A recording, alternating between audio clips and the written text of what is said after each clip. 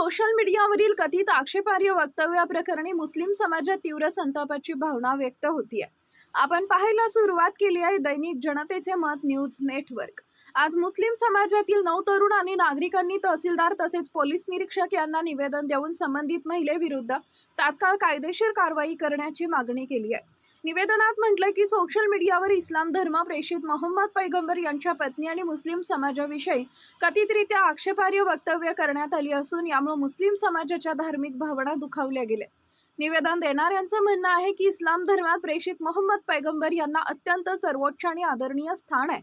त्यामुळे त्यांच्याविषयी कोणत्याही प्रकारची कथित आक्षेपार्ह भाषा किंवा वक्तव्य समाज सहन करणार नाही.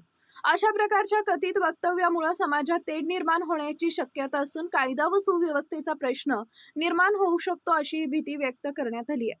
त्यामुळे संबंधित प्रकरणाची सखोल चौकशी करून दोषी आढळल्यास संबंधित व्यक्तीवर कठोर कायदेशीर कारवाई करण्यात यावी अशी मागणी मुस्लिम समाज बांधवांनी प्रशासनाकडे केली आहे. दरम्यान या प्रकरणी संबंधित महिलेची बाजू किंवा प्रशासनाची अधिकृत प्रतिक्रिया अद्याप समोर आलेली नाही.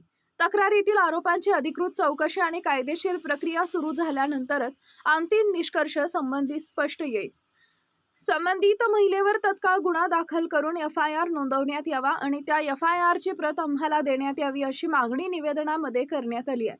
तसेच या प्रकरणाची सखोल चौकशी करून कायद्यानुसार तातडीनं कारवाई करावी जेणेकरून समाजामध्ये कोणत्याही प्रकारचा तणाव किंवा तेढ निर्माण होणार नाही अशी मागणी मुस्लिम समाजाच्या वतीनं प्रशासनाकडे करण्यात आली आहे.